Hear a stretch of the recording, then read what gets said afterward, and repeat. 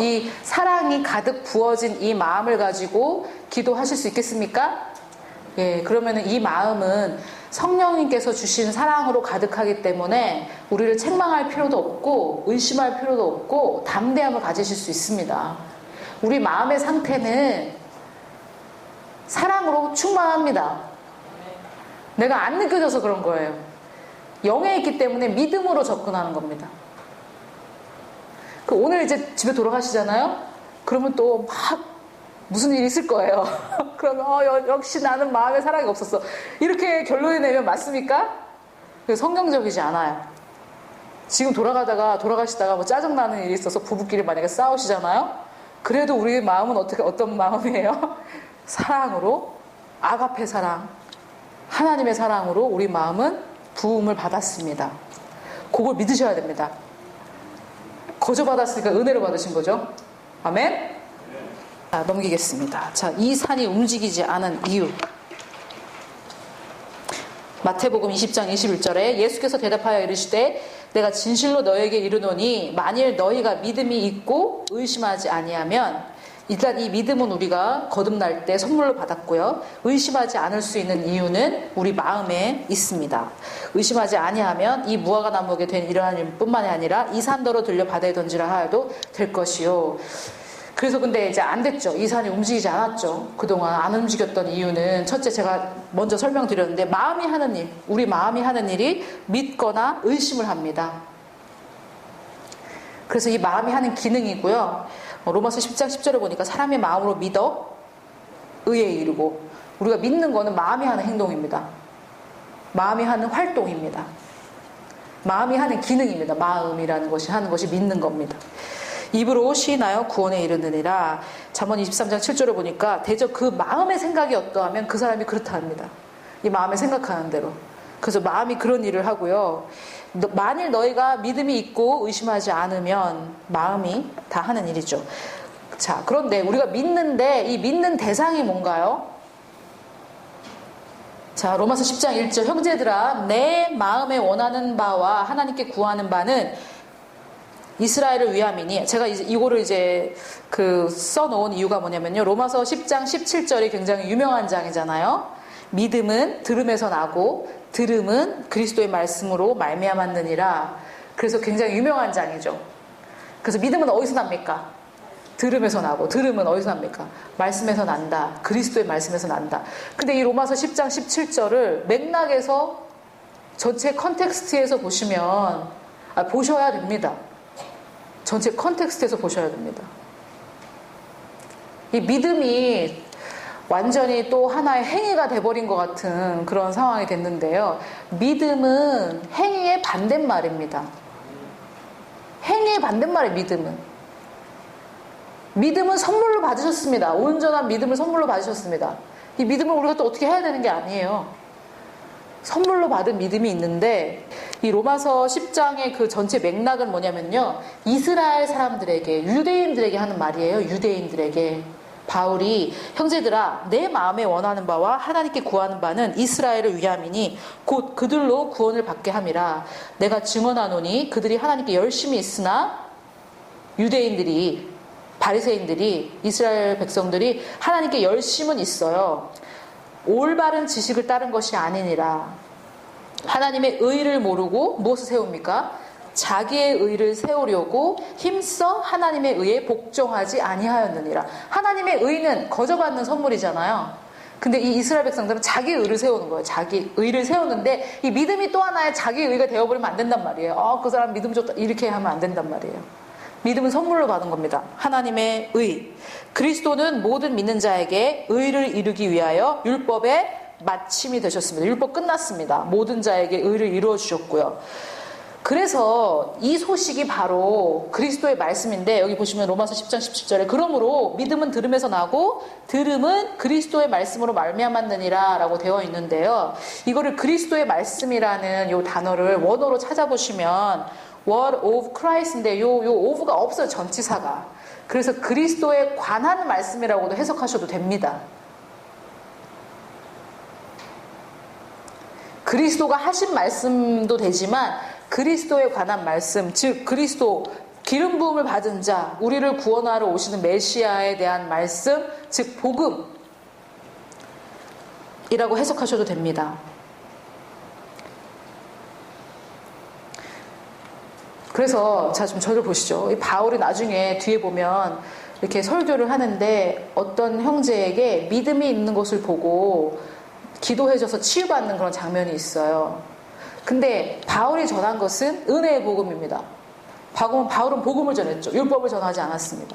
그래서 너는 이미 그리스도께서 하신 일로 이미 나았다라고 전했겠죠.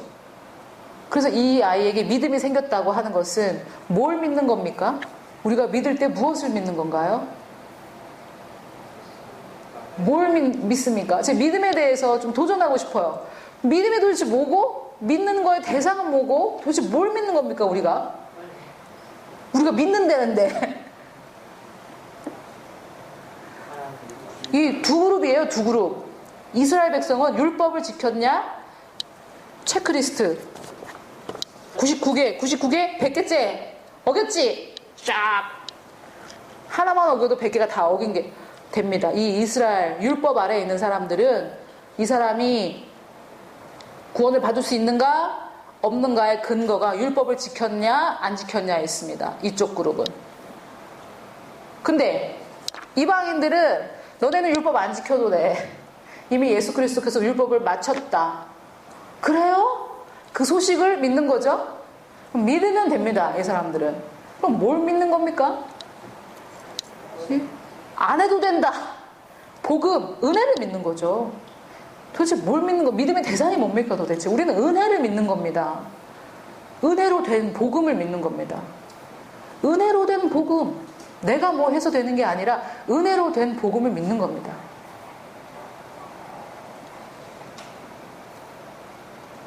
그래서 이 로마서 10장 전체 컨텍스트로 보면 이스라엘 백성에게 바울이 난 너희들이 제발 좀 구원을 받았으면 좋겠다. 그러면서 믿음이라는 것은 너네가 율법을 지켜서 구원받는 게 아니라 믿어서 구원을 받는 건데 믿는 거는 들어야 되고 일단 뭘 들어야 율법을 들어야 됩니까? 복음을 들어야 됩니까? 복음을 들어야 된다는 거예요. 은혜로 됐다라는 그 소식을 들어야 믿어지죠. 율법에는 믿음이 필요가 없잖아요. 자기가 체크해보면 되지. 내가 이거 했나 안 했나 체크를 해야지 무슨 믿음이 필요합니까? 믿는 건 은혜를 믿는 겁니다.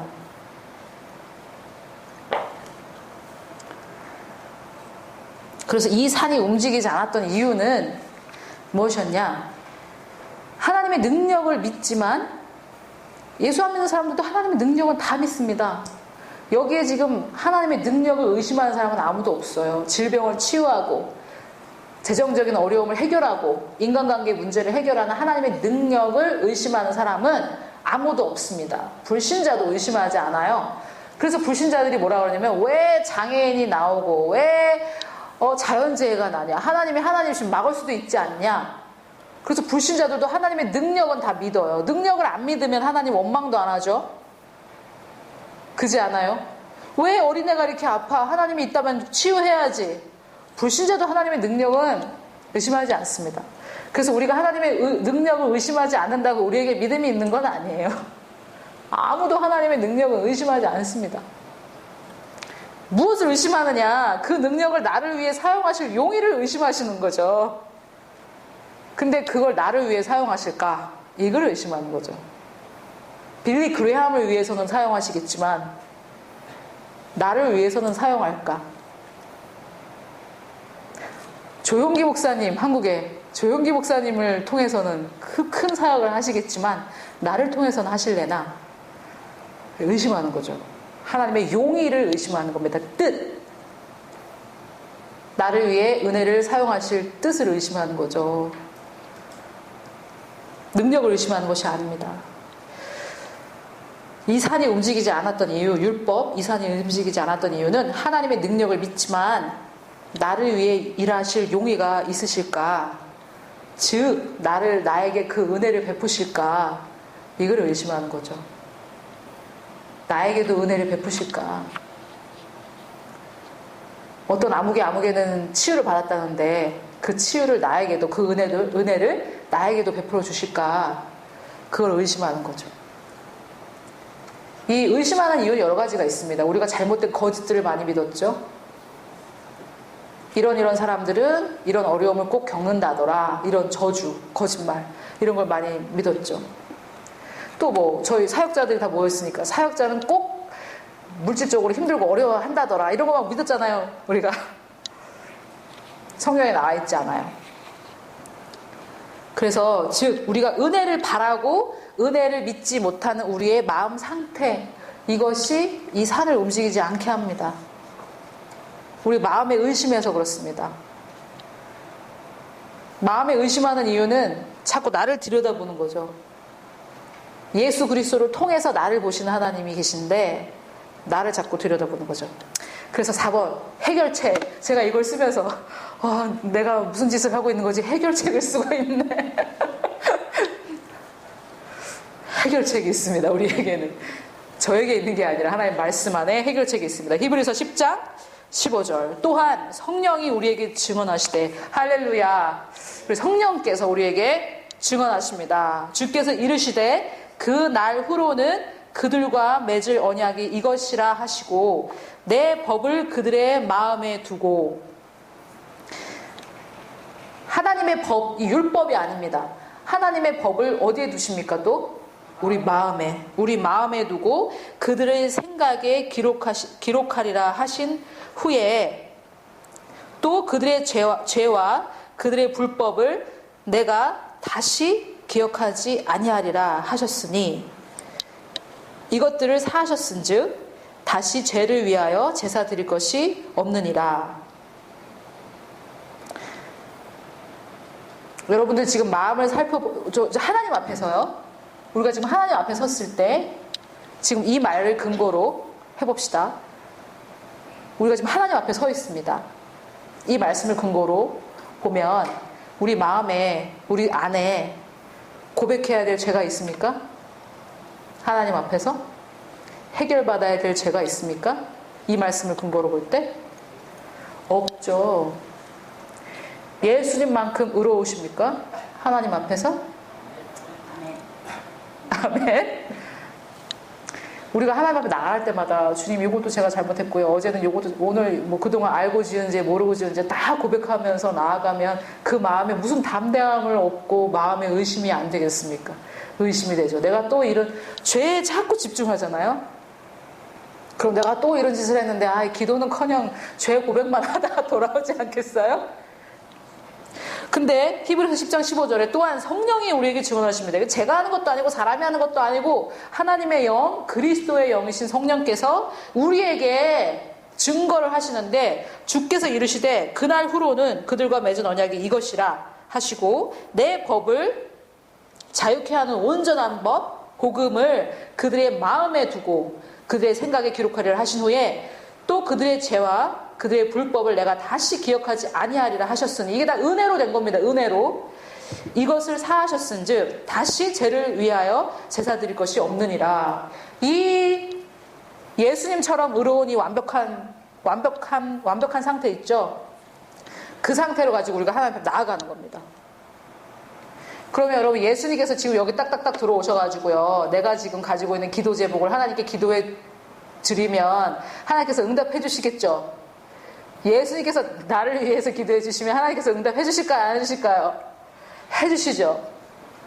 우리가 이러잖아. 야, 내가 얘기하기 싫으니까 네가 좀 대신 얘기해줘. 이게 중보기도 부탁하는 거 아니에요? 네가 더 친하잖아, 걔랑. 그럼 나는 네가 좀 얘기해줘. 그래서 막 부탁하잖아요. 이게 중보기도예요, 중보기도. 네가 좀 기도 좀 해줘. 그 사람, 여러분, 나보다 하나님하고 덜 친하다고 생각하는 사람한테 기도 부탁하십니까? 절대 안 하죠.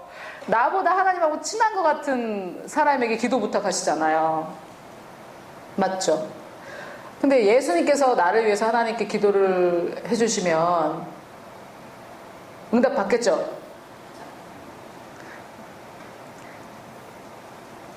그 예수님이 그 어떠하심과 나의 어떠함이 동일하다면 내가 나아갈 때도 그런 마음으로 나가야 되고 내가 기도하면 하나님께서 들어주시겠죠. 아멘. 그러므로 형제들아 우리가 예수의 피를 힘입어 성소에 들어갈 뭘 얻었습니까? 담력을 얻었나니. 이게 영어로는 담대하게 나아가라 이거예요. 제가 옛날에 아무것도 몰랐을 때도 이 구절만 읽으면 왜 이렇게 힘이 나는지 옛날에 이제 아무것도 몰랐을 때도 성소에 휘장이 찢어졌고 이제 뭐 지성소 홀리 오브 홀리 그냥 들어가는구나. 옛날에는 제사장들이 들어갔다가 죄 있으면 죽어가지고 끌고 나와야 되는 거기에 그 앞에서 여기 계신 분은 다 안 그러신 거 알지만 저희가 또 다른 분들을 위해서 그 앞에서 성소에 딱 들어갈 때 담대히 들어가야 되는데 알고 지은지 모르고 지은지 거기서 딱 고백하고 앉아있으면 어떡합니까?